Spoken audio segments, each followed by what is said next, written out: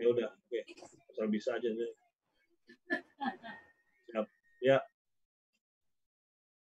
Udah siap?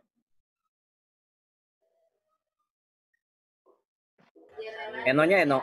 Trisakti yang memperlebih adalah online. Oke, Pak. Terus kita mulai aja. Belum ya, Pak. Karena kalau Pak, saya lagi kerjaan. Assalamualaikum. Salam. Waalaikumsalam. Buka tuh. Coba Ya, saya sudah lihat di YouTube-nya udah. Live lihat.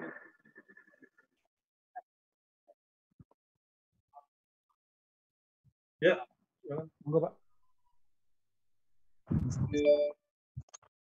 Sobat Muda Asuransi, selamat datang di program Kabar Keluarga Asuransi. Sekolah Tinggi Manajemen Asuransi Trisakti, Trisakti School of Financial Business. Kita sambut Mr. B.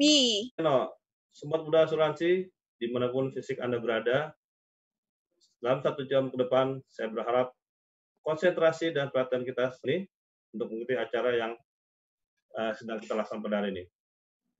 Sobat Muda, izinkan saya atas nama Sivitas Akademika SMA Trisakti mengucapkan selamat Idul Fitri 2041 Hijriah.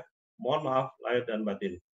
Saya Mr. B, tuan rumah program Kabar Keluarga Asuransi Sekolah Tinggi Manajemen Trisakti, Trisakti School of Financial Business. Sobat Muda, program Kabar Keluarga Asuransi adalah program kehumasan literasi SMA Trisakti yang bertujuan untuk memberikan edukasi, promosi, sosialisasi tentang apa dan siapa di industri perasuransian nasional kepada masyarakat, khususnya generasi muda. Di episode perdana ini, kami telah siapkan 6 seri perbincangan dengan pengurus asosiasi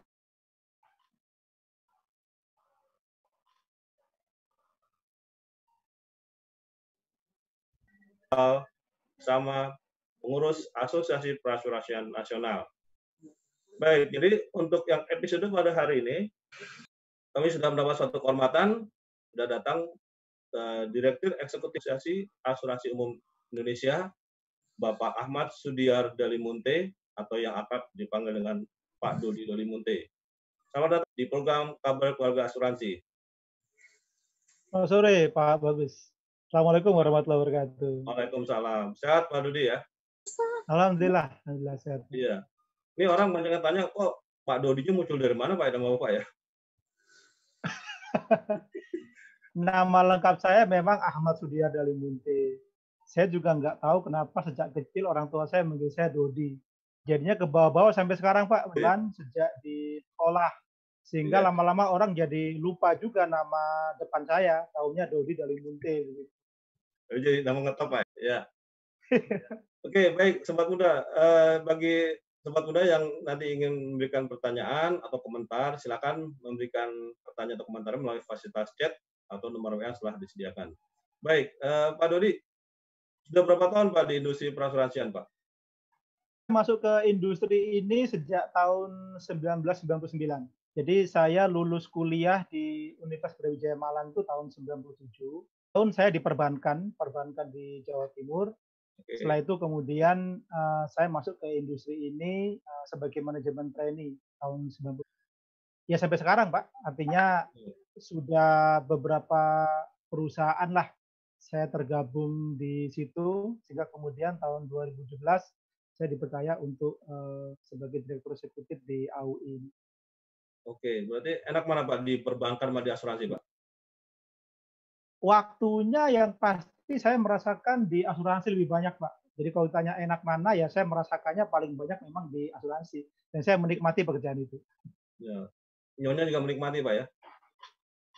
Oh iya tentu semuanya. Keluarga kan mau nggak mau adalah pendukung dari kegiatan kita kan. Iya. Jadi sebetulnya asuransi bisa dibilang bukan by accident Pak ya, emang by design Pak, emang sengaja Pak ya? Pilihan gitu Pak ya? Kalau dari keinginan awal, cita-cita, memang saya bukan di asuransi Pak. Dan saya rasa juga pada waktu itu ya, kalau sekarang berbeda situasinya. Pada waktu itu memang hampir semua lulusan sekolah, baik itu mahasiswa maupun anak-anak kalau ditanya, ini nanti berkarir di asuransi. Majority pada waktu itu. Ya. Saya pun juga enggak, karena pada waktu itu ada iklan yang saya baca mencari ini di salah satu perusahaan asuransi nasional di Indonesia, di Jakarta. Saya apply lah ke situ. Ternyata kemudian di follow up. Saya mendapat pengalaman bagus karena perusahaan itu memang benar-benar melakukan manajemen training dengan baik. Nah, disitulah saya kemudian merasakan ternyata dunia saya di situ jadinya. Sampai kemudian saya menekuni, ada banyak sekali pendidikan-pendidikan yang saya ikuti, kemudian termasuk juga sertifikasi dan lain-lain, bahkan sampai kemudian meniti karir di perusahaan asuransi tersebut, hingga kemudian berganti ke perusahaan yang lain. Jadi, ya sejauh ini saya menikmati sekali di dunia ini. Jadi dengan asuransi jalan-jalan terus Pak ya? Traveling Pak ya?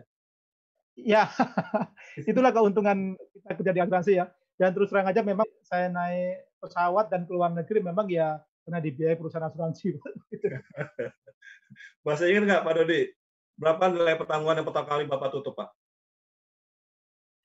Saya pertama kali masuk sebagai trainer pada waktu itu. Jadi saya bukan di marketing. Baru kemudian sekitar tahun 2002 mungkin. Nah itulah saya kemudian menjadi salah satu manajer teknik di satu cabang di perusahaan tersebut. Pertama kali yang saya bikin polisnya, karena saya sebagai kepala seksi teknik, rumah tinggal. Saya lupa nilai pertanggungannya ya. Rumah tinggal mungkin sekitar 300 sampai 500 juta lah pada waktu itu. Oke. Berarti Bapak ini selain sebagai praktisi, sekarang sudah sebagai akademisi Pak ya? Ngajar di beberapa kampus masuk di STMA ya Pak ya? Ya, kalau seperti itu memang keluarga saya kebetulan keluarga pendidik Pak ya. Karena pada waktu saya lulus kampus dulu di Malang pun juga pilihan pertama saya apply itu, tapi ternyata nggak diterima pada waktu itu. Nah ternyata kemudian meskipun saya sudah bekerja di perusahaan asuransi, saya diminta bergabung di kampus pada waktu itu, 2 kampus sekaligus, karena ada teman yang mengajak, jadi membantu untuk mengisi mata kuliah. Kalau saya boleh sebut namanya, pertama kali saya masuk tinggi manajemen asuransi, itu adalah di sekolah Stimra pada waktu itu Pak Julian Nur yang mengajak. Baru kemudian di STMA Trisakti yang ngajak saya itu Pak Nasubun pada waktu itu. Nah, disitulah kemudian saya menikmati proses belajar mengajar pengajar. Saya belum menganggap saya dosen pada waktu itu, tapi sebagai bagian dari sharing ilmu lah tentang praktisi.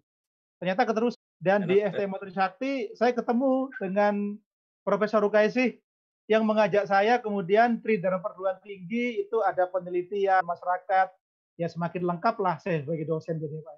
Iya. Nah, sekarang kalau saya lihat Bapak juga aktif di asosiasi Pak ya. Kalau itu disebut masih praktisi atau apa aktivis gimana? Kan kalau di BEM ada, di mahasiswa BEM itu aktivis gitu kan. Apa selalu disebutannya apa gimana Pak? Saya menganggap diri saya itu profesional industri asuransi Pak.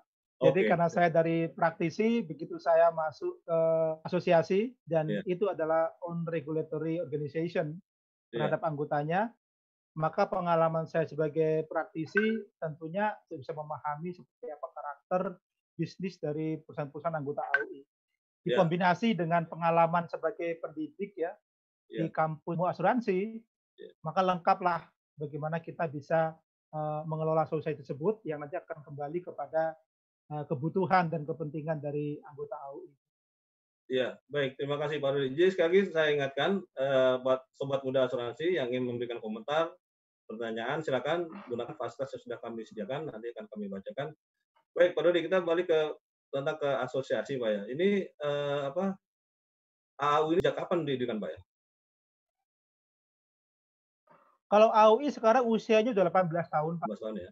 Artinya AUI ini didirikan tahun 2002 pada waktu itu. Dulu menjadi satu dengan Dewan Asuransi Indonesia. Dewan Asuransi Indonesia itu suatu self-regulatory organization pada waktu itu untuk industri asuransi. Tapi ternyata kemudian pasca reformasi ada keinginan untuk menspesifikkan organisasi asuransi, sehingga muncullah kemudian asosiasi umum, asuransi jiwa, sosial, pialang, yang satu lagi adalah nilai kerugian. Nah, itulah kemudian awal mula berdirinya AUI bersamaan juga dengan asosiasi yang lain. Dan sekarang usianya sudah 18 tahun. 18. Ya itu saya senang tuh Pak. Artinya terminologi yang pakai asuransi umum. Karena sebelumnya kan asuransi kerugian tuh Pak. Itu terus terang banyak yang kecewa ya. Dia yang kalau dia menerjemahkan jadi loss insurance tuh. Itu Bapak mungkin tahu ceritanya kok bisa asuransi kerugian. Padahal kan Inggrisnya general Pak ya. Ya, di Indonesia saya masuk pertama kali juga namanya dipakai asuransi kerugian. Bahkan gelar profesinya pun juga ahli asuransi kerugian Indonesia. Dan sampai sekarang memang nggak dirubah menjadi ahli asuransi umum Indonesia. Mungkin itu, pada waktu itu membedakan ada asuransi jiwa, maka lawannya bukan dipakai sepertinya, tapi dipakai kerugian. Tapi sekarang sudah mulai berubah, jadi istilah yang dipakai adalah asuransi umum, kan terminologi yang di luar juga general insurance. Ya, cuman kalau buat pendidikan agak susah nih, karena pendidikan tinggi perubahan nomenklaturnya kan dari kerugian gitu ya. umum. Ya, jadi tujuannya sebetulnya apa dari AUI ini Pak ya? Yang namanya asosiasi itu pasti mewadahi kepentingan anggotanya, Pak.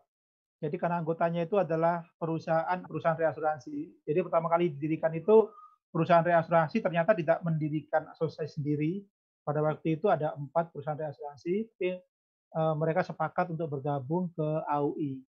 Meskipun faktanya perusahaan reasuransi pun juga sebagai anggota di asosiasi asuransi jiwa dan asosiasi asuransi syariah. Nah, kepentingan mereka lah yang nanti akan ditampung dan dikomunikasikan oleh AUI, baik itu kepada regulator maupun kepada sesama perusahaan anggota AUI. Dan perkembangannya ternyata memang kalau kita bicara mengenai industri asuransi umum, itu sangat luas sekali, nggak cuma bicara asuransi, tapi networking-nya kemana-mana. Regulator teknisnya memang OJK, tapi dalam prakteknya semua kementerian lembaga itu ada regulator yang akan berdampak kepada pengembangan industri asuransi. Dan alhamdulillah kalau kita perhatikan OJK setiap kali mau membuat regulasi, itu pasti akan meminta pendapat dulu kepada ini. Dan AUI adalah partner yang diminta untuk pendapat. Nah, kita akan men-share itu kepada anggota AUI, dan kita akan kumpulkan, baru kita serahkan ke inilah pendapat dari industri asuransi. Sejauh ini, pola seperti itu cukup bagus, meskipun memang kadang-kadang ada juga beberapa pendapat yang mungkin ya belum terakomodir atau mungkin belum waktunya diakomodir. Tapi sejauh ini sih hal seperti itu menjadi cara UI bahwa industrinya akan solid kalau kita bersatu. Ya. Kalau semuanya pendirian perusahaan baru itu ada rekomendasi dari AUI atau seperti apa Pak? Untuk izin dari OJK? Ya, memang kalau di regulasinya, perusahaan asuransi itu kalau mengajukan izin ke OJK, itu ada dimintakan juga oleh OJK pendapat atau masukan rekomendasi dari asosiasi yaitu AUI. Karena memang ada ketentuan dalam Undang-Undang 40 maupun POJK-nya bahwa perusahaan asuransi itu harus menjadi anggota asosiasi. Nah, inilah yang dimintakan konfirmasi oleh OJK sebelum menerbitkan izin tersebut, apakah sudah menjadi anggota asosiasi. Dan untuk asuransi umum, memang asosiasi cuma satu, yaitu AUI aja. Maka AUI lah yang rekomendasi kepada OJK, setiap kali ada perusahaan asuransi baru maupun perusahaan reasuransi baru, dan dia akan mengajukan izin kepada OJK. Kalau jadi sejauh ini gimana Pak? Kan tadi memihak kepentingan perusahaan atau anggota gitu Pak. Kalau sebenarnya di praktek ada saling senggolan lah katakan sama asuransi itu. Sehingga mungkin bisa senggolnya serempetan atau mungkin sampai keras tuh apakah asosiasi AUI ini juga menetralisir atau tanda kutip mendamaikan Pak? Sistemnya asuransi itu ini karena industri ya. Jadi kita bicara bukan hanya sekedar perusahaan saja, tapi juga semua stakeholder yang ada. Industri jasa ini tujuannya adalah bagaimana nasabahnya itu terpuaskan kebutuhannya. Karena ini industri asuransi, dan itu adalah yang intangible. Memang bagaimana kita membuat supaya masyarakat yang belum menjadi nasabahnya asuransi itu bisa mengenal asuransi, kemudian menjadi petongnya asuransi, itu semakin percaya asuransi. Untuk bisa menumbuhkan kepercayaan itu, soliditas dari industri ini sangat kuat. Makanya semua pelaku jasa asuransi, dalam hal ini kalau kita bicara AUI adalah itu harus solid. Bagaimana bisa menciptakan suatu produk dan ekosistem yang memang berguna kepada masyarakat. Itu jadi salah satu tugas Bapak. Dalam hal ternyata ada yang memang AUI melihat itu, dan memang ada kode etik juga yang dibuat oleh AUI supaya pelaku jasa ini memberikan value yang berarti lah kepada masyarakat dan sesama perusahaan anggota AUI. Artinya kalau ternyata ada yang meleset dari kode etik tersebut, ya kita mengingatkan, Pak. Baik, ini kalau semuanya ada konsumen atau tertanggung yang ngeluh, bisa ke AUI, Pak? Sejauh ini memang sudah cukup banyak, Pak, konsumen tertanggung asuransi yang ya dalam tanda petik melapor kepada AUI. Sebenarnya sih wadah untuk melapor itu adalah di pengadilan oleh OJK sebetulnya, di EPK OJK. Atau bisa langsung kalau kita bicara mengenai pengaduan itu bicara LAPS, kalau kita punyanya adalah Badan Mediasi dan Arbitrase Asuransi Indonesia. Maka di situ akan ditangani. Tapi kadang-kadang mereka taunya kan perusahaan asuransinya, atau kepolisian gitu ya, atau asosiasinya. Dan cukup banyak yang memang membuat pengaduan itu kepada AUI. Menyikapi dengan menerima, dan kita akan membicarakan, memanggil perusahaan yang diadukan tersebut, ingin tahu apa duduk masalahnya, jika kita bisa memediasi tersebut dengan pihak yang memang mempermasalahkan tersebut. Tapi sejauh ini sih sudah bisa selesaikan langsung oleh perusahaan yang bersangkutan dengan yang mengadu tersebut. Jika tidak, ya kita formalkan saja, formalkan kepada LAPS yang tersedia yaitu BMA. Jadi relatif sedikit. Nah sekarang dengan kondisi seperti ini Pak nih, dengan kondisi pandemi ini, apa suara di anggota asosiasi Pak? Gitu Pak, ke Bapak. Yang pasti kalau kita bicara mengenai aspek pemasaran sangat berdampak sekali. Pertemuan fisik tidak bisa dilakukan, sehingga marketing itu pasti mengalami kendala. Tentunya caranya adalah dengan non fisik, bisa melalui telepon atau melalui online. Yang bermasalah kondisi ekonomi, karena kalau kita bicara mengenai kondisi yang mulai pertengahan Maret kemarin, awal Maret, itu masyarakat jadi berdampak ekonominya, sehingga kemudian membeli asuransi pun juga bukan prioritas lagi begitu. Atau yang sudah membayar premi pun juga jadi masalah, terutama yang preminya itu dicicil kan seperti itu. Itu individu yang preminya nggak terlalu besar. Nah kalau dia industri juga punya masalah dan itu preminya cukup besar. Dampaknya kepada perusahaan asuransi, saat premi tersebut tertunda, maka dampaknya adalah pencatatan aset yang diperkenankan di perusahaan asuransi. Karena nggak bisa diakui sebagai aset, padahal premi sudah dicatatkan. Nah, alhamdulillah ini pun didengar oleh OJK saat asosiasi kemudian menyuarakan tersebut, sehingga kemudian kami memberikan masukan supaya ada insentif. Dan OJK mengakomodir itu dalam bentuk relaksasi terhadap premi yang dicicil yang belum dibayarkan, juga terhadap instrumen-instrumen investasi.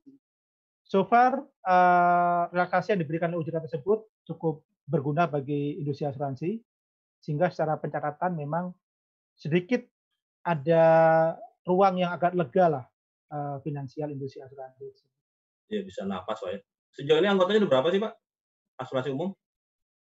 AUI anggotanya ada 83 perusahaan Pak. Itu adalah perusahaan asuransi umum, kemudian perusahaan reasuransi, dan satu perusahaan yang bukan perusahaan asuransi, tetapi menjalankan kegiatan salah asuransi, yaitu Indonesia Exim Bank. Karena memang dia menjalankan fungsi asuransi, di fungsi yang lain, maka disepakati oleh anggota AUI saat perusahaan tersebut mengajukan menjadi anggota AUI, disetujui. Jadi sekarang total jumlahnya ada 83. Penjaminan termasuk Pak ya, anggota ya? Bukan, industri penjaminan dia tidak termasuk. Mereka punya asosiasi sendiri, yaitu Asosiasi perusahaan penjaminan Indonesia, Asipindo. Jadi, itu bukan anggota dari AUI. Jadi kayak Askrindo, Jamkrindo itu beda-beda itu ya, beda rumah lah ya. Kalau Askrindo memang perusahaan asuransi, Pak. Jadi Ya. Indo adalah anggota AUI. AUI, Tapi ya. kalau Jamkrindo bukan, itu perusahaan penjaminan. Ya. So far menurut Bapak kesehatan dari anggotanya gimana, Pak? Sebelum ada pandemi, Pak? Sebelum ada pandemi, kalau kita lihat dari akumulasi RBC cukup bagus, Pak. Artinya posisinya ada di atas standar. Kalau standar RBC itu 120, maka gabungan, ini akan berbeda-beda karena setiap update ya. Tapi Iya. posisi terakhir sebelum pandemik itu memang di atas 120. Artinya kondisinya masih sehat. Secara masing-masing perusahaan memang ada yang sedikit bermasalah dan keuangan. Tapi perusahaan tersebut akhirnya mencoba menyelesaikan sendiri. Ada yang kemudian mengundang investor, ada yang kemudian mengembalikan izinnya kepada OJK. Tentunya dengan apa yang melakukan tersebut tetap bukan kepentingan dari nasabah. Artinya kewajiban-kewajiban kepada tertanggung tetap dijalankan meskipun prosesnya adalah harus mengundang investor baru atau mengembalikan izin kepada OJK tersebut. Ya. Sebetulnya jumlah ini sudah cukup ideal belum Pak untuk mengcover kebutuhan nasional? Kalau kita lihat jumlah dari perusahaan asuransi, itu sekarang ada 75 perusahaan, 76 satu yang baru masuk. Memang ada yang mengatakan jumlahnya besar sekali, Pak. Tapi kalau kita perhatikan dengan posisi geografis Indonesia yang terpisah dengan beberapa pulau, kemudian jumlah masyarakat yang cukup besar dan industrinya beragam, sebenarnya jumlah itu masih ideal untuk nanti bisa mengcover kepentingan asuransi umum di masyarakat, baik individu maupun perusahaan. Tapi ke depan saya melihat mungkin akan ada aksi korporasi masing-masing perusahaan yang mungkin mereka akan menyatukan bisnis seperti itu ya, atau mungkin mereka bergabung seperti halnya di Jepang. Kalau kita perhatikan itu ternyata beberapa perusahaan yang sejenis kemudian mereka bergabung sehingga membuat kuat secara finansial maupun pemasarannya. Saya nggak tahu pola itu seperti apa di Indonesia nantinya, tapi segala kemungkinan bisa terjadi. Ini dengan 76 perusahaan asuransi umum yang ada di Indonesia yang bergabung dari AUI, memang belum maksimal untuk bisa mengcover kebutuhan asuransi di masyarakat. Penetrasi asuransi umum sangat kecil, terakhir itu hanya sekitar 0,5%. Kalau total penetrasi asuransi, baik gabungan antara asuransi jiwa maupun asuransi umum, 3%. Tapi asuransi umumnya itu baru di angka 0,6 atau mungkin 0,7%. Ini menunjukkan bahwa sebetulnya kemampuan perusahaan untuk menawarkan produk asuransi masih belum maksimal. Itu dengan perusahaan asuransi. Jadi sebetulnya itu bisa dimaksimalkan lagi. Gimana caranya? Literasi asuransi lah yang diperlukan. Dan literasi itu memang biaya bagi perusahaan asuransi. Itu makanya diharapkan kerjasama dari semua stakeholder, baik itu regulator, kementerian lembaga, maupun lembaga pendidikan. Alhamdulillah sejauh ini lembaga pendidikan cukup banyak berperan untuk bisa meliterasi asuransi. Kegiatan ini pun juga bagian dari asuransi kepada generasi muda tentunya. Pak Dodi, jadi mungkin karena itu pula ya, belum ada anggota Bapak yang expand keluar Pak ya? Belum ada Pak. Yang pertama adalah memang kalau expand itu perlu ada effort cukup besar ya. Ya. Regulasi di negara tujuan juga belum tentu mengizinkan kita bisa beroperasi di sana. Ada banyak sebenarnya perusahaan asuransi yang sudah mencoba untuk expand, terutama yang kapital cukup besar dan networking luar negeri cukup besar. Tapi sejauh ini belum beroperasi sebagai perusahaan asuransi yang menerbitkan polis langsung kepada tertanggung di luar negeri. Mungkin beroperasinya sebagai reasuransi. Okay. Yang kedua, mungkin karena memang masih banyak yang bisa dimaksimalkan di dalam negeri. Saya rasa alasan kedua mungkin lebih logik. Makanya kemudian dimaksimalkan di dalam negeri, baru kemudian keluar. Oke. Baik, saya ingatkan sekali lagi, Sobat Muda Asuransi, bagi yang ingin bertanya, berkomentar, silakan menggunakan fasilitas chat kami sediakan. Halo. Ya. Halo Pak Dodi. Halo Pak Dodi. Ya. Ini dari Bu Rukaisi. Bisa dengar ya? Halo? Bisa, Bu, bisa. Iya.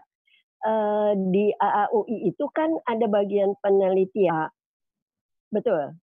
Iya, betul. Nah, Betul. apakah STMA bisa membuat MOU dengan AAUI untuk kegiatan penelitian? Karena begini Pak, banyak kegiatan-kegiatan olahraga yang membutuhkan asuransi kerugian, seperti scuba diving, arung jeram. Nah, kami SMA ingin melakukan suatu penelitian tersebut.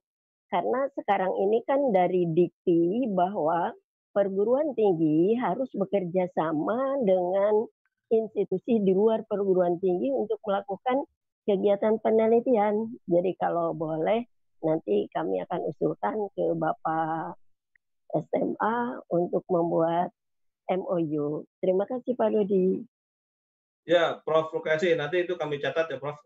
Kawan kerjasama juga dalam rangka pengembangan sumber daya. Iya. Ya, terima kasih, Prof. Iya. Baik, apa ada pertanyaan dari grup Pak yang sudah di-share sebelum kami lanjutkan?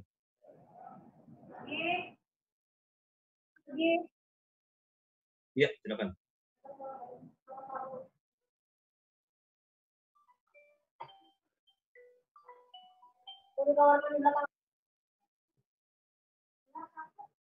Masih belum, Pak Aris?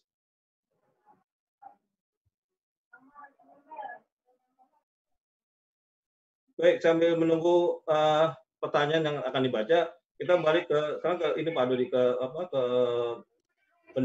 pendidikan yang ada kira-kira sudah cukup memadai belum Pak untuk meningkatkan kompetensi baik yang sudah bekerja maupun yang tenaga gitu ke industri asuransi Pak? Industri asuransi memang industri yang spesifik Pak. Artinya ilmu yang diperlukan untuk bisa masuk ke industri ini itu bukan cuma sekedar ekonomi, tetapi ilmu spesifik tentang bagaimana mengelola risiko. Makanya perlu ada lembaga pendidikan yang bisa mendidik atau mensuplai karyawan-karyawan yang bisa menangani ini. Ini memang pendidikan yang melaksanakan lembaga pendidikan itu di level perguruan tinggi memang baru 2 ya di Jakarta. Dan itu dia tidak spesifik tentang asuransi. Tapi alhamdulillah dengan perkembangan sekitar 5 tahun terakhir, itu ya sudah cukup banyak diminati oleh mahasiswa dan ini menjadi satu program studi yang favorit di perguruan tinggi. Begitu dibuka oleh perguruan tinggi, maka cukup banyak peminatnya. Saya melihat ini suatu fenomena bagus dan nanti dampaknya adalah outputnya itu dia bisa masuk ke industri asuransi. Nah, yang lain adalah bagaimana perguruan tinggi itu bisa memberikan pendidikan-pendidikan singkat dan praktis gitu ya, yang bisa membantu perusahaan. Meskipun perusahaan sudah melakukan short course juga gitu. Kalau itu dikelola oleh perusahaan, oleh lembaga pendidikan yang dia sudah punya standarisasi, maka itu akan menjadi kontribusi cukup bagus dan kolaborasi cukup bagus antara perusahaan dengan pendidikan tinggi terkait dengan melengkapi kebutuhan dari karyawan atau tenaga-tenaga yang ada di perusahaan asuransi. Jadi Bapak bicara aktuarial, saya teringat waktu tentang program 1000 aktuaris Pak. Jadi waktu tahun 2013-14 kalau tidak salah itu STMA Trisakti ditunjuk sebagai penyelenggara program perkuliahan singkat sertifikasi aktuarial. Nah itu waktu itu banyak sih peserta yang datang hampir 1.000 orang itu dalam 2 tahun itu ya ikut. Kemudian mereka ngeluh juga gitu Pak. Artinya tambah beban nih ke industri gitu Pak. Sebenarnya program 1000 aktuaris Bapak ngeliatnya seperti apa Pak? Pertama kali waktu perusahaan asuransi umum diminta untuk menyiapkan aktuari, memang yang muncul persepsinya adalah beban karena dampaknya memang ke biaya. Pada waktu itu tenaga ahli aktuari itu memang sangat adanya itu hanya di asuransi jiwa. Karena suplainya sedikit, maka cost-nya mahal. Itulah yang mungkin dianggap sebagai beban. Tetapi terus dilihat itu adalah aktuari itu bicara mengenai bagaimana kita bisa membuat perusahaan ini melakukan risiko dengan baik. mulai dari mitigasi, kemudian pricing, pencadangan, sampai kepada pembuatan proyeksi bisnis. Nah, kalau perusahaan di-manage sedemikian rupa dengan bagus perencanaannya, maka output-nya adalah profit diharapkan oleh pemegang saham. Yeah. Dan nilai perusahaan seperti yang diharapkan juga oleh stakeholder asuransi. Tentunya akan sebanding yang dikeluarkan untuk membiayai tenaga ahli ini dengan perkembangan perusahaan ke depan. Nah, kalau bicara mengekaan sumber daya aktuari, itu jadi permasalahan pada waktu itu. Makanya 5 tahun terakhir ini kemudian AUI mencoba berkolaborasi dengan Ready Project dari Waterloo University. Itulah yang sekarang mulai muncul supplier dari actuary itu bukan hanya dari yang orang-orang karyawan perusahaan asuransi yang ujian di PAI, tapi juga dari mahasiswa-mahasiswa yang sekarang lagi kuliah. Alhamdulillah dengan pola seperti ini, maka tenaga-tenaga muda itu akan bisa lebih siap untuk asuransi, sehingga kelangkaan itu nggak akan ada. Kalau kita bicara mengenai biaya, ke depan pasti akan sama lah. Karena ekspektasinya perusahaan itu kan profitnya maksimal. Tentunya itu bisa diperoleh dengan biaya yang juga tidak murah. Itu yang saya pikirkan kenapa kemudian ada pergeseran sekarang bahwa actuary itu menjadi dibutuhkan. Karena proyeksi bisnis ke depan juga memerlukan tenaga-tenaga actuary untuk perencanaan yang bagus ke depan. Ya, jadi saya teringat waktu itu kan saya sebelum jadi sebagai sekretaris program sikat itu Pak. Jadi ketika banyak ada beberapa yang dapat sertifikasi ASAI dari PAI, itu kan dari ada nggak yang bisa disuplai? Itu kan ada bajak-bajakannya kita tanda kutip Pak ya. Jadi karena kurang tarif. Nah, anehnya begini Pak, ketika mereka sudah dapat katakan tenaga ASAI yang kami rekomend, jadi mereka bingung juga, bagus nih suruh ngapain? Jadi asumsinya apa setelah kemarin kalau semuanya penentuan rate dan seterusnya, itu berarti perusahaan asuransi pakai jasa konsultan atau seperti apa Pak? Ya memang ada sedikit kegamangan pada waktu merekrut actuary, ternyata kemudian job desk-nya itu belum disiapkan. Ya. Karena memang diminta regulasi pada waktu itu harus ada, maka direkrutlah. Tetapi seolah-olah hanya untuk membuat tarif. Sementara pada waktu itu umum tarif memang kalau kita perhatikan masih belum secara saintifik. Dilihatnya itu adalah berapa perusahaan asuransi sebelah, maka supaya bisa bersaing, maka perusahaan asuransi yang bersangkutan tinggal menurunkan sedikit tarif kan pada waktu itu. Tapi kalau kita perhatikan, mestinya nggak seperti itu perencanaan perusahaan. Tapi ada melihat faktor-faktor kondisi makro maupun mikro, supaya memastikan perencanaan bagus dan nah itulah yang sekarang udah mulai diperbaiki Pak.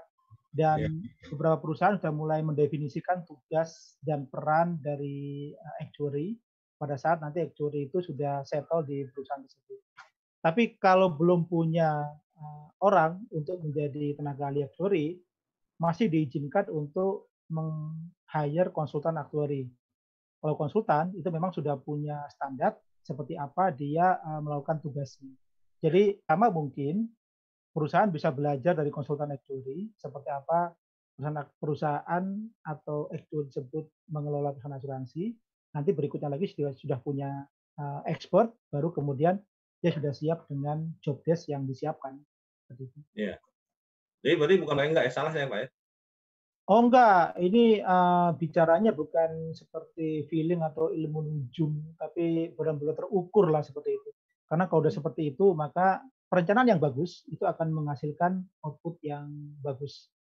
Artinya kalau mau frankly speaking sih, tanpa ada actuary aja industri asuransi umum tumbuh cukup bagus. Kemarin itu kita tumbuh 14%. Itu dengan sebagian masih belum ada. Kalau semua udah menggunakan actuary, mestinya pertumbuhannya akan lebih bagus lagi. Itu sih logika yang dipakai harusnya. Ya, jadi kesiapannya gini, tenaganya lebih profesional dan kompeten gitu Pak ya. Tinggal nanti bagaimana sisi literasi juga kan, kalau industri siap masa sia-sia juga Pak ya. Iya, betul. Dari si perusahaan ujiannya itu saat ini Pak. Jadi pandemi COVID ini nanti akan berada perusahaan yang memang tidak siap secara manajemen risiko. Iya. Manajemen bisa dilihat dari contohnya adalah masalah pencadangan misalkan begitu.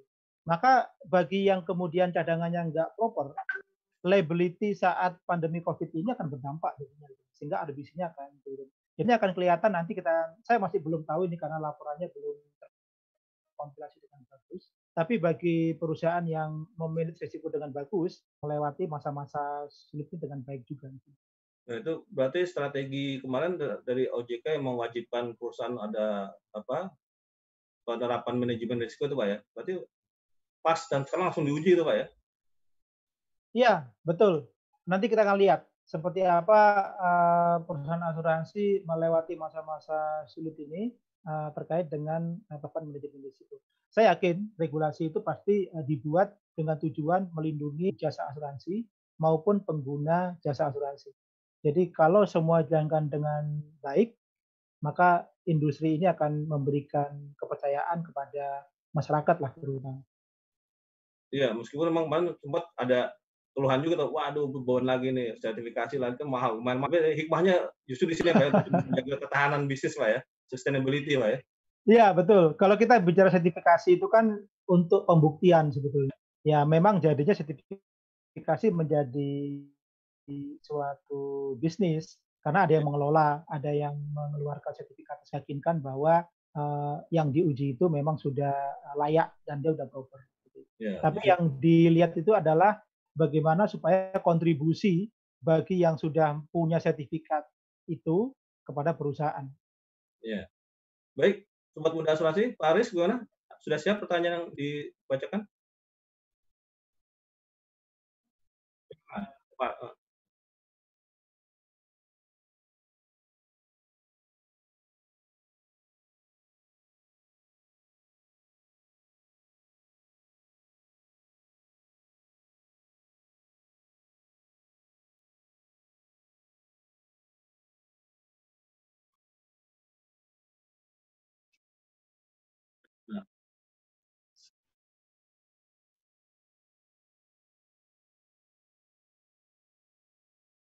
Mau dijawab dulu Pak Dodi, silakan. Oke, boleh. Saya mencoba memahami dulu pertanyaannya. Ya. Saya melihat adalah ada standar yang ditetapkan OJK. Apakah dengan adanya standarisasi itu maka perusahaan bisa kompetitif seperti itu? Yang pertama, saya melihatnya adalah karena ini adalah regulated industry, karena menyangkut keuangan masyarakat, hanya perbankan. Hari ini kita menerbitkan polis asuransi, maka prestasi asuransi itu nanti jika terjadi kerugian terhadap objek pertanggungan milik tertanggung tersebut. Jadi kita memberikan janji pada waktu menjual asuransi tersebut. Nah, bagaimana nanti pada waktu janji tersebut dilaksanakan, apakah industri asuransi masih bisa melaksanakan tersebut? Sementara premi sudah diterima oleh asuransi. Nah, ini yang distandarkan maksudnya oleh regulator. Bagaimana perusahaan asuransi itu membuat polis supaya tetap kepentingan dari tertanggung. Bagaimana menstandarkan supaya premi seimbang dengan liability. Nah, apakah dengan adanya standar ini maka masih bisa kompetitif? Bisa. Karena kalau cara kompetitif itu bicara mengenai seni bagaimana masing-masing perusahaan itu menjalankan usahanya dan dia dipercaya oleh masyarakat. Apakah hanya lingkup pelayanan? Memang ujungnya adalah bagaimana supaya bisa melayani supaya masyarakat puas dan yakin dengan janji perusahaan asuransi. Nah, untuk bisa menuju ke situ, itulah perencanaan perusahaan. Ada yang membuat polisnya dengan fitur-fitur tambahan yang lebih bagus daripada polis perusahaan lain. Ada yang membuat tambahan fitur teknologi yang dia bisa memberikan akses lebih bagus masyarakat kepada perusahaan asuransi, atau mungkin dengan pelayanan klaim, atau mungkin dengan tools-tools yang lebih bagus dibandingkan perusahaan yang lain. Maka dengan seperti itu, kompetisi masih terjaga. Masalah bajak-membajak gimana Pak? Ada standar gaji nggak? Tanda kutip nggak? Ada asosiasi yang mengatur, kan takutnya ditarik sana, tarik sini, karena masalah selisih gaji apa?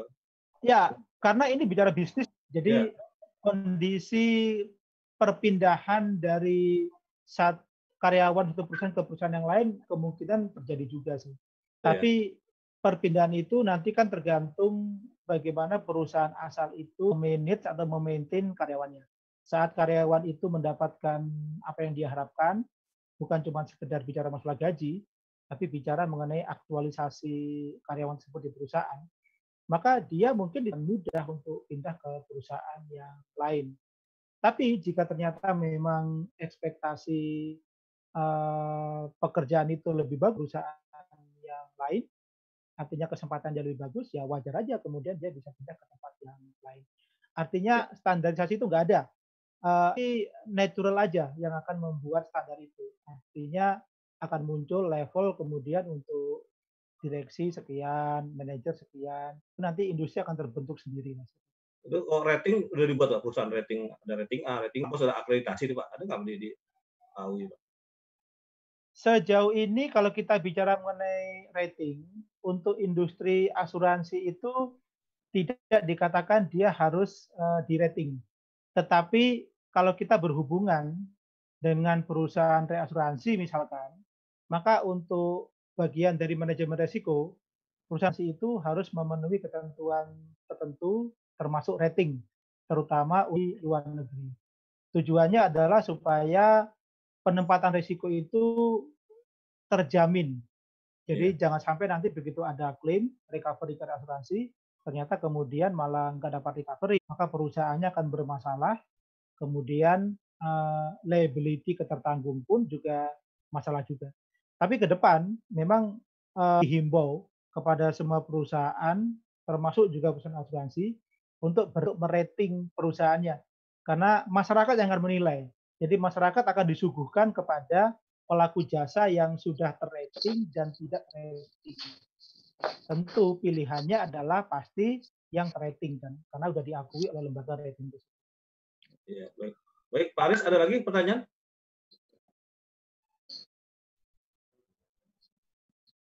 Silakan.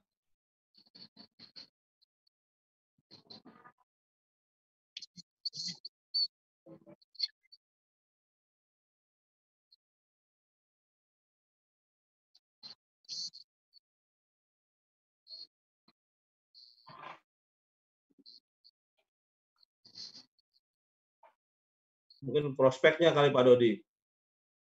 Kan ini banyak itu ya, sampai saya sudah investasi, buang waktu, buang itu, ternyata prospeknya di asuransi, wah kecelek kita. Gimana Pak? Silakan Pak. Industri asuransi ini industri yang tumbuh Pak. Artinya dari tahun ke tahun aset industri naik. Ini bisa dilihat dari data yang sudah ada ya. Coba saya bisa nggak screen? Saya khawatir kalau saya sharing screen nanti langsung down. Sharing di Pandu Pak.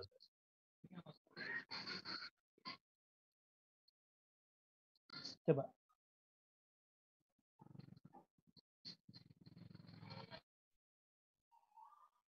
Oh, oke, baik. Saya coba sharing screen ya.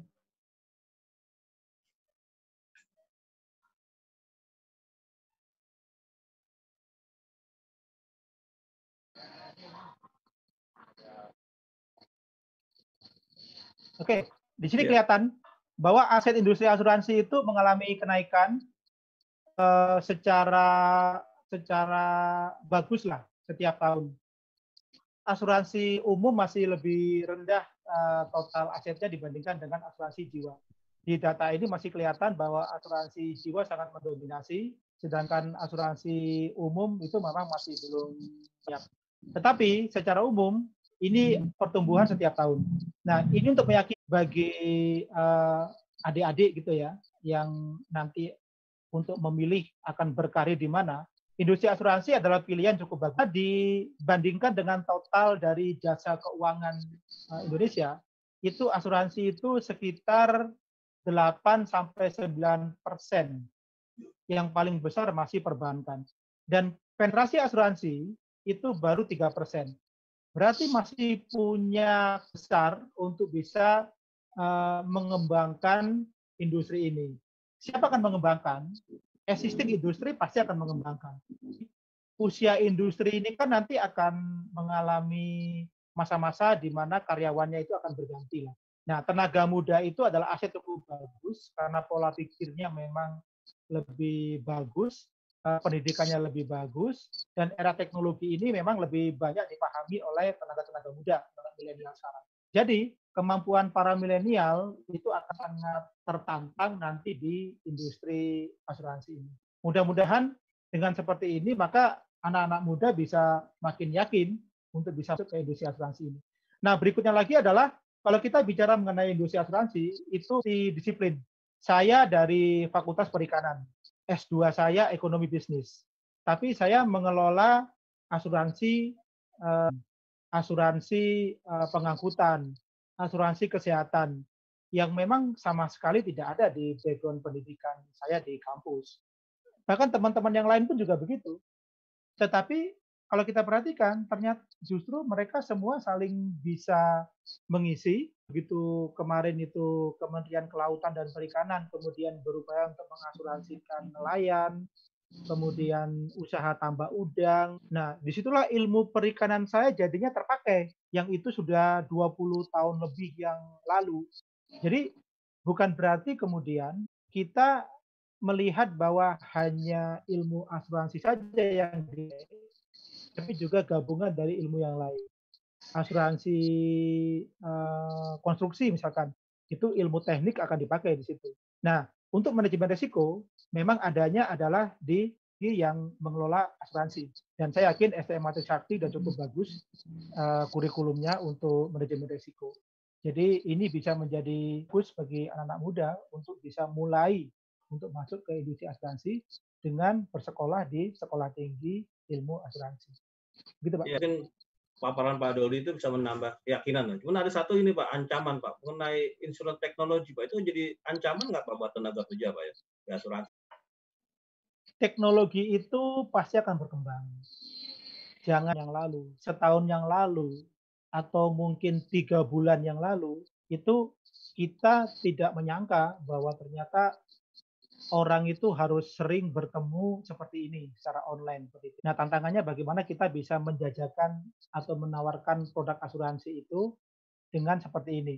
Ini hal yang nggak susah karena dengan tanpa kita ketemu tatap mata langsung, kita bisa meyakinkan orang itu bisa mengelola keuangannya melalui asuransi. Ini pasti akan terus bertambah dan berkembang terus.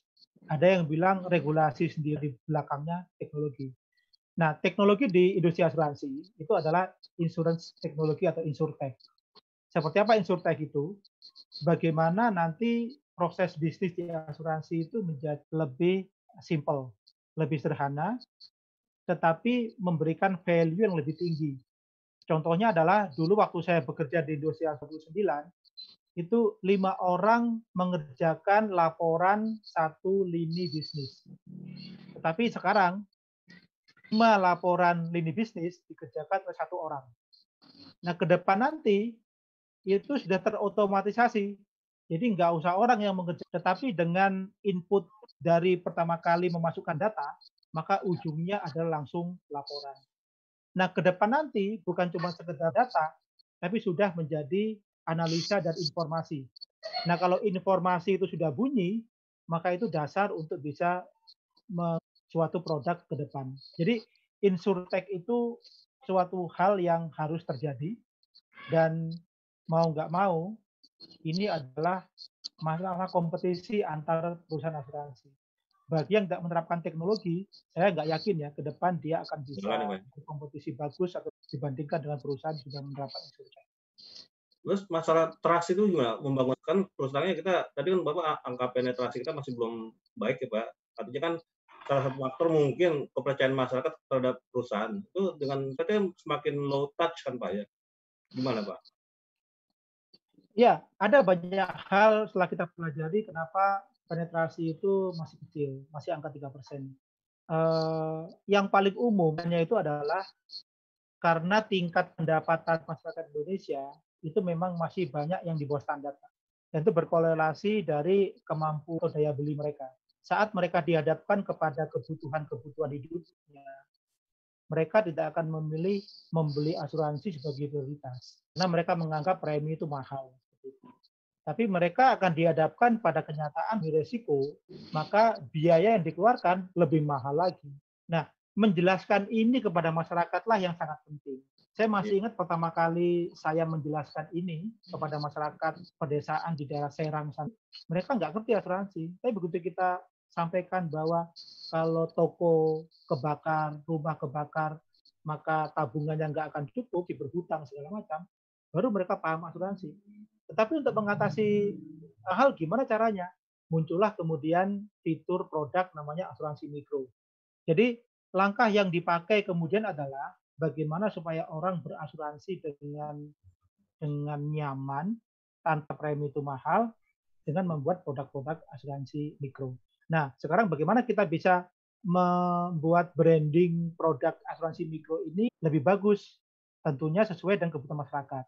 Kita tidak lagi membuat produk-produk standar. Apa yang dibutuhkan oleh masyarakat asuransi mikronya? Oh, saya ternyata hanya butuh asuransi jika saya mengalami kecelakaan untuk hobi saya. Ya udah dibuatlah asuransi mikro untuk hobi seperti itu. Yeah. Yang kalau standarnya mungkin hobi itu nggak ada. Nah, ke depan produk ini akan makin terdiferensiasi. Nah, ini tantangan bagi perusahaan dengan memanfaatkan teknologi.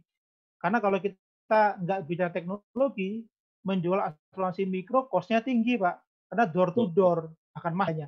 Tapi dengan teknologi itu akan bisa terminimize. Jadi Insurtech itu dipakai literasi dan juga penetrasi asuransi. Mudah-mudahan jika ini semua sudah ada, maka akses orang untuk bisa beli asuransi akan lebih terbuka luas dan penetrasi pun juga akan makin besar. Iya, terima kasih Pak Dodi. Pak Aris masih ada pertanyaan? Bisa di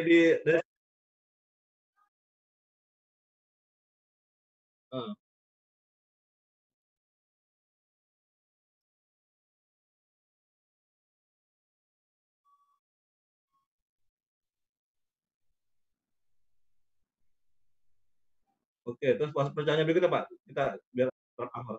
Tiga pertanyaan sekalian Pak.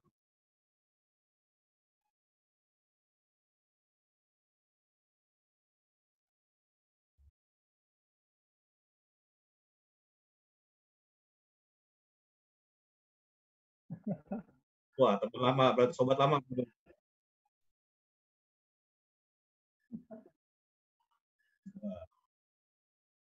Oke, terus apa?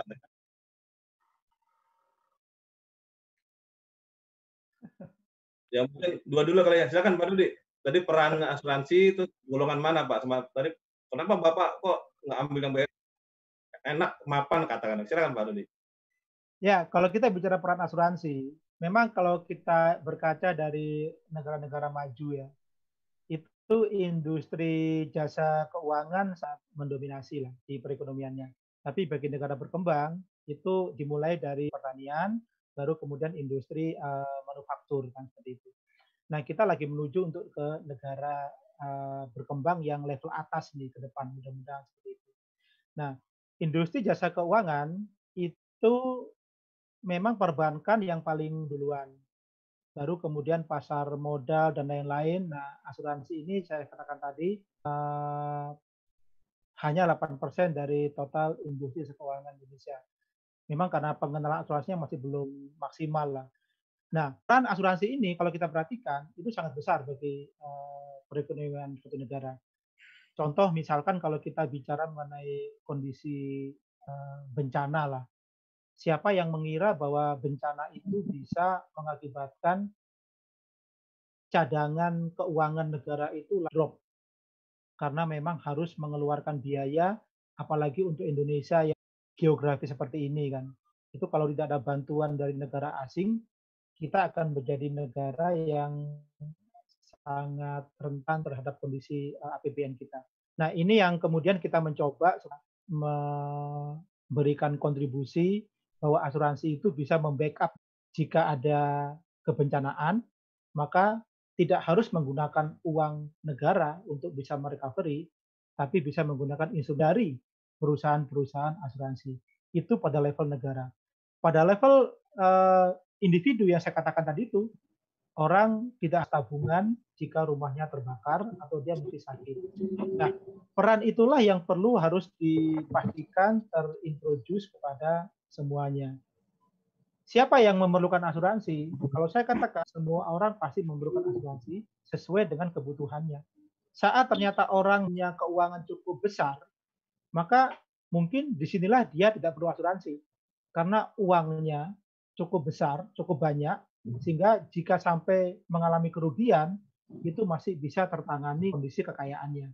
Mungkin dia melakukan self-insure, maka transfer risk-nya nggak akan terjadi. Tapi bagi masyarakat yang mengalami keuangan yang tidak terlalu besar, tapi potensi resikonya besar, maka itulah dia diperlukan asuransi. Yeah. Dan tentunya banding dengan premi yang dia tempatkan di perusahaan asuransi tersebut. Nah, penjelasan inilah perlu kepada masyarakat, terutama bagi mereka yang terpapar risiko, tapi kondisi keuangannya nggak cukup. Jadi itu yang pertama, Pak Bagus. Yeah. Nah, yang kedua, Nukman ini sobat saya, Pak. Iya. Memang betul. Ini kami satu angkatan pada waktu itu, satu asuransi BUMN. Beliau kemudian lanjut di perusahaan tersebut. Saya kemudian memilih tidak lanjut, tapi saya di perusahaan swasta. Ada banyak pertimbangan pada waktu itu ya. Pertimbangannya yang utama adalah masalah kenyamanan.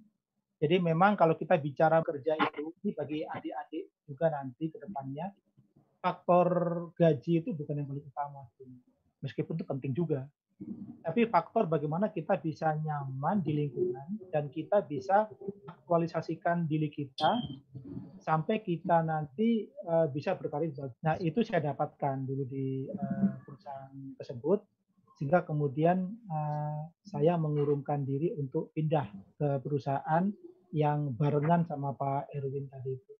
Dan alhamdulillah saya manfaatkan, saya bisa mendapatkan pendidikan, kemudian berkarir juga cukup bagus, meskipun kemudian saya juga pindah ke perusahaan yang lain, sama halnya Pak Erwin kemudian ternyata juga memutuskan untuk pindah ke perusahaan. Dan kami berdua kemudian sama-sama sebagai direktur eksekutif di asosiasi asuransi. Saya di asuransi umum, Pak Erwin di asuransi syariah. Itulah peran kami kemudian kepada industri asuransi. Gitu Pak Bagus. Jadi dunianya sempit Pak ya? Iya. Ketemu lagi di kampus SMA, sekarang ketemu di sini Pak ya? Iya betul, di mana-mana ketemu jadinya. Jadi ngomong-ngomong gini Pak, direktur eksekutif sama direktur perusahaan kan beda gajinya Pak ya? Saya nggak pernah melihat itu Pak. Nah, artinya begini Pak, artinya kan Bapak masalahnya passion Pak ya? Artinya kan iya. buat apa sobat muda nih Pak nih. Artinya kan ketika Bapak itu kan karena memang jiwanya itu it's okay gitu. Kan artinya kan pengertian dari keluarga gimana Pak? Oh, ini kan udah fasilitasnya macam-macam gitu Pak. Memberikan pengertian maksudnya Pak. Hal yang paling penting untuk kita bisa nyaman bekerja itu adalah yang pertama dari passion kita harus ada di situ, didukung oleh kompetensi kita. Kemudian lingkungan kita pun juga harus nyaman. Yang kedua adalah keluarga. Jadi keluarga harus bisa mensupport. Saat keluarga nggak mensupport, maka kita nggak akan bisa bekerja dengan maksimal. Sejauh ini alhamdulillah keluarga bisa mensupport. Meskipun memang ya kondisi bekerja itu harus berangkat ya. Kemudian pulang malam, sampai-sampai kita nggak bisa harus satu meja saat makan seperti itu. Iya, orang. Tapi penjelasan, tapi penjelasannya akhirnya kepada keluarga bisa. Dan saya akhirnya bisa mengatasi sendiri, Pak. Jakarta ini akhirnya memaksa saya untuk melakukan improvement. Saya nggak harus berangkat pagi. Saya berangkatnya ya nggak terlalu pagi juga. Tapi saya memanfaatkan transportasi massal yang dari Jakarta sehingga bisa menghemat waktu. Kemudian pulangnya pun juga saya nggak terlalu malam. Itu bagaimana mengimprove diri kita, menyesuaikan supaya kita bisa nyaman. Ya. Itu ngomong-ngomong dulu ketemu soulmate di mana Pak? Teman kuliah, teman kerja, bagaimana Pak? Di kampus Pak, di kampus. Oh di kampus ya. Tapi beliau nggak ke asuransi Pak ya? Enggak. Dulu sempat memang di transportasi pengangkutan. Kami jarak jauh pada waktu itu Pak. Saya di Jakarta, calon istri saya di Bali. Pak ya? Sudah beristri pun juga kami memutuskan waktu itu agak jauhan di Bali. Tapi setelah itu kemudian kami bersama-sama lah di Jakarta. Iya. Godanya gede Pak ya. Baik, makasih Pak Dodi. Dulu nggak ada WA, nggak ada itu video call Pak ya, susah lu Pak ya. Oh Telegram. iya, dulu itu kalau ada liburan kejepit sedikit saja, itu suatu anugerah bagi saya. Saya langsung pulang ke Bali pada waktu itu. Oh gitu. Oke, baik Pak Dodi. Pak Aris, gimana? Ada lagi Pak? Banyak Pak ya? Dimatiin aja poin-poinnya. Siapa-siapa gitu. Yang penting nanti pertanyaan kita coba jawab via email mengerespon Pak Dodi ya.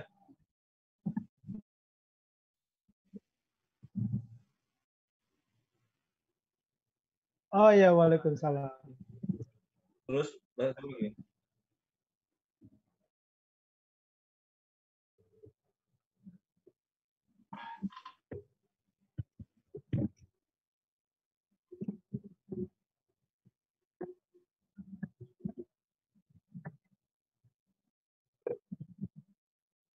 Ya. Terus berikutnya Pak.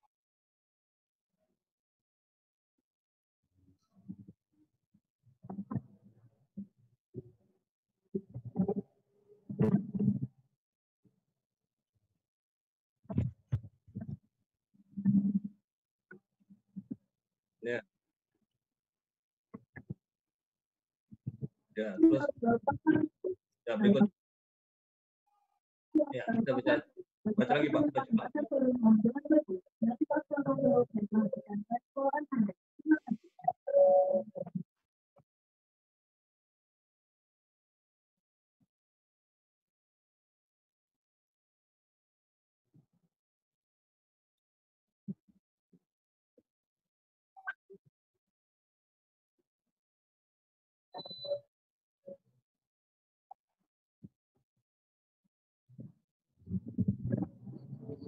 Ya, mungkin 3 dulu. Enggak, bisa enggak? Ya. Waktu itu masih ada nggak nih Pak Aris? Ini udah 1 toples nastar habis nih. Masih 15 lagi? Enggak, masih ada maksudnya. Baik. 15 Pak Dodi ya, maksudnya ya. Silakan Pak. Baik, saya coba rangkum aja. Jadi ini bicara mengenai lembaga pendidikan asuransi di Indonesia. Memang ada 2 yang dan semua kampus ini. Salah satunya adalah SMA Trisakti. Ini sekaligus juga menjawab tadi pertanyaannya Profesor Rubaisi terkait dengan kerjasama antara asuransi dengan sekolah tinggi bidang asuransi. Jadi mestinya kerjasama ini bisa dilakukan sehingga pada waktu perusahaan asuransi itu memerlukan penyerapan tenaga SDM, maka bisa disuplai oleh lembaga pendidikan yang memang sudah menyiapkan kurikulum untuk bidang asuransi. Caranya adalah bagaimana kurikulum di perguruan tinggi itu diselaraskan dengan kegiatan-kegiatan praktek yang ada di perusahaan asuransi. Dulu memang ada dikaitkan silabusnya pendidikan itu dengan SKKNI. Sejauh ini sepertinya SKKNI masih menerapkan itu. Sehingga begitu sudah lulus dari perguruan tinggi, maka proses kerjanya itu sudah dipahlai mahasiswa. Pada saat dia melamar perusahaan, tidak harus melalui manajemen trainee yang terlalu detail, tapi bisa langsung menyesuaikan. Mungkin lokal konten perusahaan aja yang perlu diberikan kepada calon karyawan tersebut. Nah, seperti itu. Tapi kalau zaman saya dulu, waktu MT itu saya benar-benar nggak ngerti asuransi, sehingga pendidikannya itu full 3 minggu waktu itu terkonsentrasi basic asuransi, itu masih kurang, tapi ditutupi dengan on the job training. Baru kemudian penempatan di 1 unit. Sekarang mestinya udah nggak lagi. Nah, yang berikutnya lagi adalah perguruan tinggi mestinya bisa ikut berkolaborasi dengan industri bidang riset. Karena ada banyak sebetulnya hal-hal di perusahaan asuransi itu yang tujuannya adalah untuk mengembangkan industri itu atau perusahaan itu lebih bagus ke depannya. Mereka juga membuat bisnis plan. tentunya kalau itu pasti perencanaannya itu sangat banyak lah. Nggak cuma sekedar bicara mengenai perencanaan produksi, tapi juga teknologi, kaitannya dengan kondisi luar dan lain-lain. Nah, perguruan tinggi itu bisa menawarkan kerjasama itu kepada perusahaan asuransi. Kalau memang ternyata akan melalui asosiasi, asosiasi nanti akan bisa memfasilitasi. Artinya bukan asosiasi dengan perguruan tinggi, karena nanti yang akan melakukan itu adalah perusahaannya. Gitu.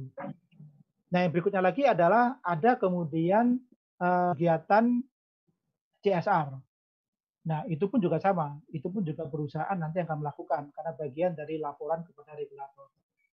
Kalau memang ternyata bisa berkolaborasi dengan perguruan tinggi seperti pada waktu SMA melakukan penanaman bakau kemarin, itu hal yang bagus. Nah, itu bisa dilakukan masing-masing perusahaan.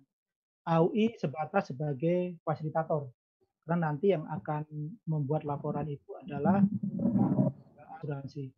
Nah, dengan seperti ini, maka penyerapan mahasiswa itu akan bisa dapat perguruan tinggi asuransi tersebut, karena mereka sudah mengenal perguruan tinggi melalui kerjasama tadi itu ya, sehingga pada waktu karyawannya akan dididik, di-upgrade gitu ya untuk mendapatkan ilmu asuransi S1 maupun S2, maka akan langsung diarahkan kepada perguruan tinggi tersebut.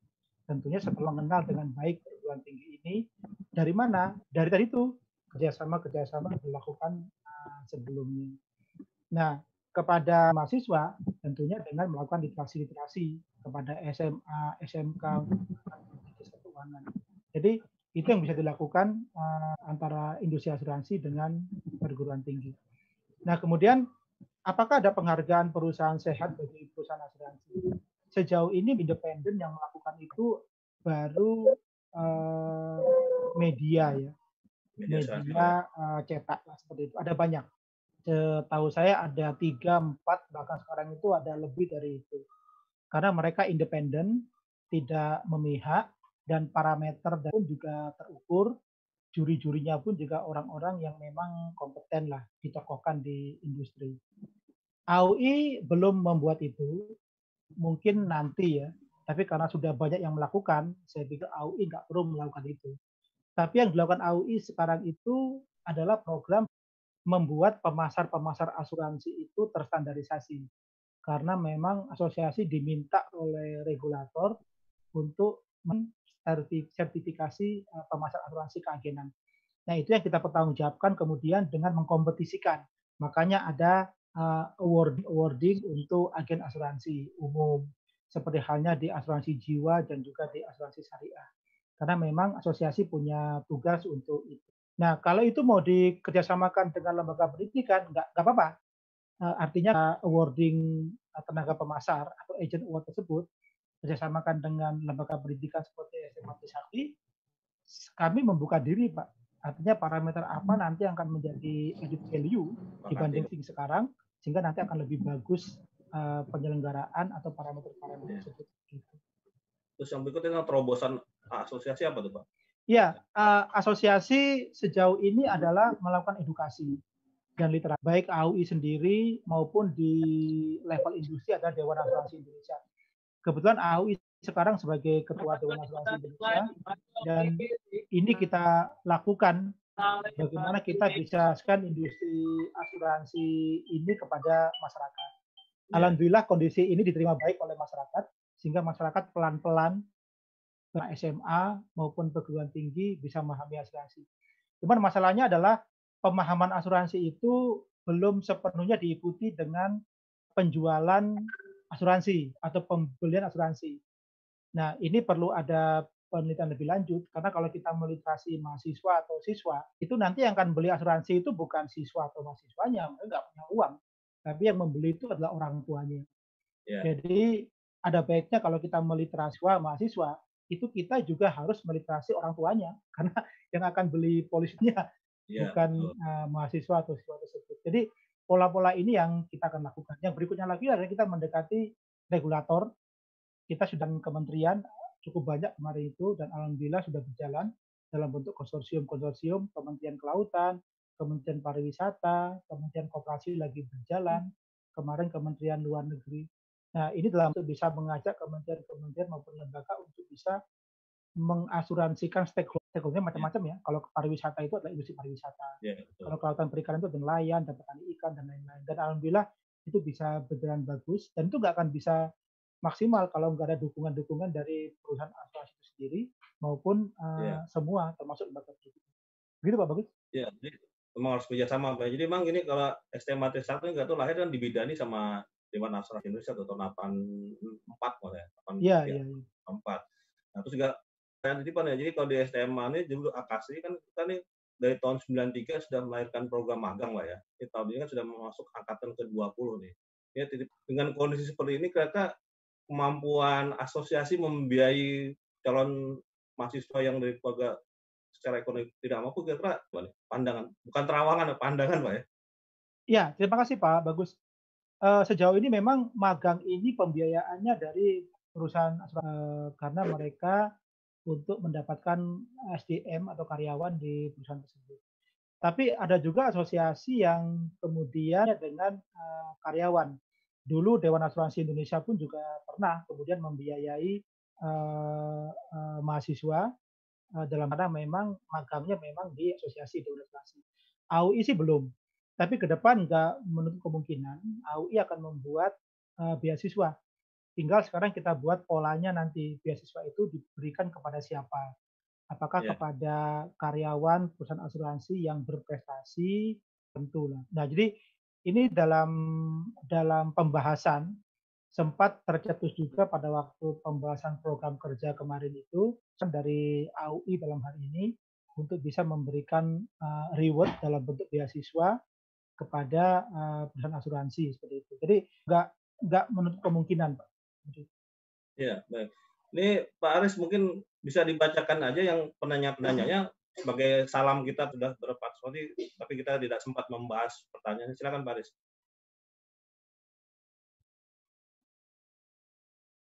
Oh, tinggal satu lembar atau satu orang ini?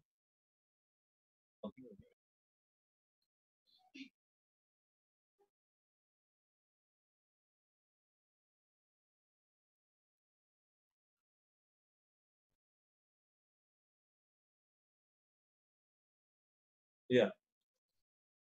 Ya, saya jawab aja Pak ya. Ya, silakan. Kenapa cuma 2 itu? Mungkin yang bisa menjawab itu adalah yang membuat regulasi yaitu OJK. Tapi kami memahaminya adalah 60% dari portfolio premi asuransi umum itu memang asuransi harta benda dan asuransi kendaraan bermotor. 30% di harta benda, 30% di kendaraan bermotor. Jadi lebih dari separuh premi asuransi umum itu memang di 2 lini ini. Kemudian kalau kita perhatikan tertanggungnya itu kebanyakan dalam masyarakat umum. Pemilik kendaraan, pemilik rumah. Dan itu rata-rata masyarakat dan menengah ke bawah yang memang dia punya banyak rumah begitu ya. Dan juga dia punya kendaraan bermotor tapi enggak untuk kemungkinan dan ke atas. Artinya dari si tertanggung lebih banyak. Nah, sekali lagi bahwa asuransi itu menjual janji ke depannya. Jadi kalau tertanggungnya itu banyak, tapi asuransi ke depan tidak bisa memenuhi janjinya, itu akan berdampak kepada industri asuransi ini, berdampak kepada kepercayaan masyarakat yang diwakili oleh tertanggung 2 lini itu kepada perusahaan asuransi. Itu makanya kemudian OJK mungkin berinisiatif memberi kepercayaan kepada masyarakat banyak yang diwakili oleh tertanggung 2 lini ini. Caranya adalah memberikan kepastian, kenyamanan. Tarif itu sudah dibentuk sedemikian rupa sehingga dia itu equitable dengan risiko. Ya, tujuannya jangan sampai nanti tarif itu tidak distandarisasi, maka masing-masing perusahaan itu saling banting-banting tarif dalam rangka untuk mendapatkan tanggung. Nah, dampaknya kalau udah banting tarif, maka kecukupan preminya itu nggak seimbang dengan nanti kalau ada liability. Jadi perusahaan nggak bisa membayar liability-nya, kepercayaan masyarakat akan jatuh kepada asuransi. Jadi makanya kenapa kemudian 2 lini ini diatur oleh regulasi. Tapi ke depan kalau kita bicara mengenai iklim usaha, mestinya sih memang tidak perlu ada intervensi pemerintah terkait dengan penetapan harga seperti itu. Tapi karena kondisi sekarang memang masih belum memungkinkan, ya mau nggak mau kita dihadapkan kepada standarisasi tarif terlebih dahulu. Ya. Nanti kalau sudah industri sudah mendekati major, sudah dewasa lah ya, maka mungkin akan mulai sadar sebentuk tarif yang seimbang dengan risiko tersebut tanpa harus diatur-atur seperti itu. Iya, berarti intinya untuk sementara kalau kita boleh pinjam istilahnya almarhum Didi Kempot tuh mencegah cidro janji, Pak ya. Ya, Pak. Biar nggak ambiar semuanya, Pak. Wah, ini nggak terasa asik sekali, masih banyak sebenarnya yang ingin kita kupas tuntas lebih lanjut gitu. Tapi emang saya terbatas waktu karena nggak sobat muda banyak yang mungkin puasa atau siap-siap buka puasa Syawal, Pak ya. Mungkin terakhir gini, Pak. Iya, ya. Pesan Bapak lah, Pak, buat mahasiswa kami, calon mahasiswa yang supaya bisa ke depan. Tadi kan ada value yang saya dapat dari Bapak, itu nggak segala-galanya gitu kan. Walau meskipun tawaran itu ada. Jadi supaya jadi tenaga profesional yang kompeten dan terutama integritas tuh, Pak. Menjaga juga, Pak. Karena kan asuransi ini dunia sempit, Pak. Ketika buat sobat Bapak Pak Erwin, wah kecewa, waktu Bapak udah blacklist begitu ya. Jadi gimana, Pak, supaya kita profesional dan punya integritas gitu, Pak, buat sobat muda asuransi, Pak. Baik, kebetulan pengalaman saya pada waktu roadshow ke beberapa perguruan tinggi ya untuk meliterasi asuransi, itu anak-anak milenial ini sangat bersemangat ya, untuk bisa mengetahui seperti apa itu asuransi. Itulah kemudian waktunya kita menjelaskan tentang industri asuransi ini. Ini industri yang dipenuhi dengan optimisme. Tentunya kalau seperti itu kita harus yakinkan juga adik-adik milenial ini, jangan industri ini pun juga kelihatan cedera janji. Jadi kita bangun industri ini menjadi lebih baik supaya generasi muda itu yakin dan mereka berkiprah di industri asuransi ini. Nah, bagi adik-adik yang nanti akan memilih untuk bekerja, salah satunya pilihannya adalah industri asuransi. Yang pertama adalah bagaimana bisa menunjukkan kemampuan untuk nanti berkontribusi kepada perusahaan. Terus terang pada waktu saya pertama kali bekerja, itu saya belum mematok gaji. Karena pada waktu memang MT ya, manajemen training. Ini asal tahu